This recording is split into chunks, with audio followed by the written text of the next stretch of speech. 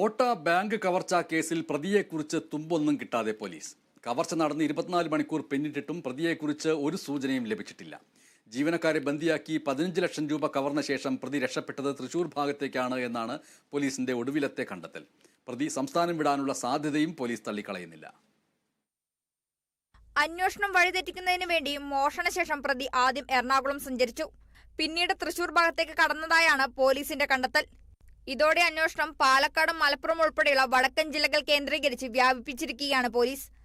അതേസമയം പ്രതി സംസ്ഥാനം വിടുന്നതിനുള്ള സാധ്യതയും പോലീസ് തള്ളിക്കളയുന്നില്ല.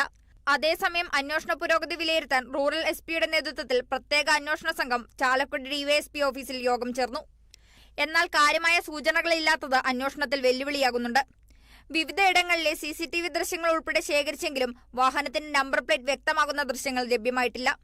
ബാങ്ക് ജീവനക്കാരുടെ ഫോൺ കോൾ വിവരങ്ങളും പോലീസ് പരിശോധിച്ചു വരികയാണ്.